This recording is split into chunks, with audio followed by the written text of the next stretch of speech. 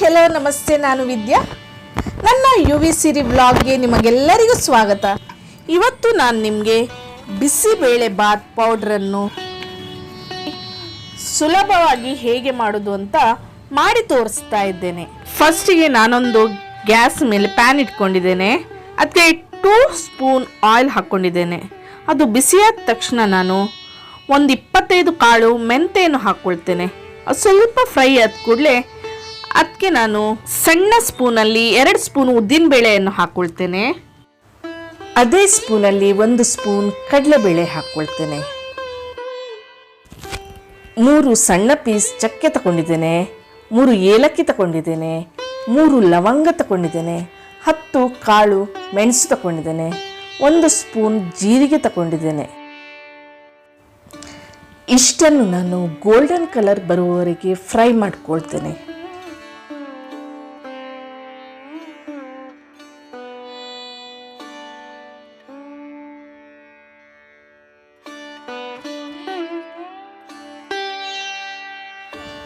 Next ಇದಕ್ಕೆ ನಾನು 10 ಬ್ಯಾಡಗಿ ಮೆಣಸು ತಗೊಳ್ತೇನೆ. ನಿಮಗೆ ಜಾಸ್ತಿ ಖಾರ ಬೇಕಂದರೆ ಒಂದು 4 ಗುಂಟೂರು ಮೆಣಸಿನ್ಕಾಯಿ ಹಾಕ್ಕೊಳ್ಬೋದು. ಮೆಣಸಿನ್ಕಾಯನ್ನು ನಾನು ಫ್ರೈ ಮಾಡ್ಕೊಳ್ತೇನೆ. ಇದು ಫ್ರೈ ಆದ ತಕ್ಷಣ ಇದಕ್ಕೆ ನಾನು 1 ಮುಷ್ಟಿಯಷ್ಟು ಕೊತ್ತಂಬರಿ ಬೀಜವನ್ನು ಹಾಕ್ಕೊಳ್ತೇನೆ. 1 ಮುಷ್ಟಿ ಅಂದರೆ 2 ರಿಂದ 2.5 ಸ್ಪೂನ್ ಹಾಕ್ಕೊಳ್ತಾ ಇದ್ದೇನೆ. ಇದನ್ನು ಕೂಡ ನಾನು ಫ್ರೈ ಮಾಡ್ಕೊಳ್ತೇನೆ.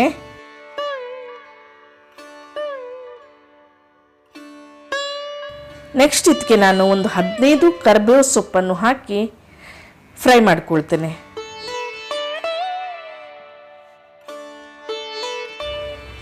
ಕರಿಬೇವು ಈಗ ಫ್ರೈ ಆಗಿದೆ, ಅದರದ್ದು ನೀರಿನ ಪಸೆ ಎಲ್ಲ ಹೋಗಿದೆ. ಕೊನೆಯದಾಗಿ ನಾನು ಅರ್ಧ ಕೊಬ್ಬರಿಯನ್ನು ಕಟ್ ಮಾಡಿ ಹಾಕ್ಕೊಳ್ತೇನೆ. ಅದನ್ನು ತುರಿದು ಕೂಡ ಹಾಕ್ಕೊಳ್ಬೋದು, ಒಣ ಕೊಬ್ಬರಿಯನ್ನು ಹಾಕ್ಕೊಳ್ಬೇಕು. ಅದನ್ನು ಹಾಕ್ಕೊಂಡ ತಕ್ಷಣ ನಾನು ಗ್ಯಾಸನ್ನು ಆಫ್ ಮಾಡ್ಕೊಳ್ತೇನೆ ಮತ್ತು ಹಾಗೆ ಫ್ರೈ ಮಾಡ್ಕೊಂಡು ಬಿಡ್ತೇನೆ. ಇದನ್ನು ತಣ್ಣಗಾಗುವವರೆಗೆ ನಾನು ಹಾಗೆ ಬಿಡ್ತಾ ಇದ್ದೇನೆ. ಈಗ ಇದು ತಣ್ಣಗಾಗಿದೆ. ಇದನ್ನು ನಾನು ಮಿಕ್ಸಿಗೆ ಹಾಕ್ಕೊಳ್ತೇನೆ. ಇದನ್ನು ನಾನು ದರಿಯಾಗಿ ಪೌಡ್ರ್ ಮಾಡ್ಕೊಳ್ತಾ ಇದ್ದೇನೆ.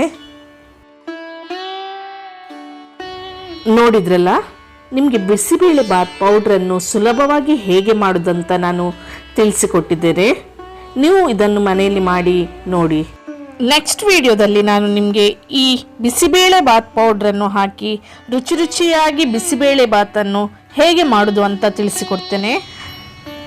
ನನ್ನ ರೆಸಿಪಿ ಇಷ್ಟ ಆದರೆ ಲೈಕ್ ಮಾಡಿ, ಶೇರ್ ಮಾಡಿ ಮತ್ತು ಸಬ್ಸ್ಕ್ರೈಬ್ ಮಾಡೋದನ್ನು ಮರಿಬೇಡಿ.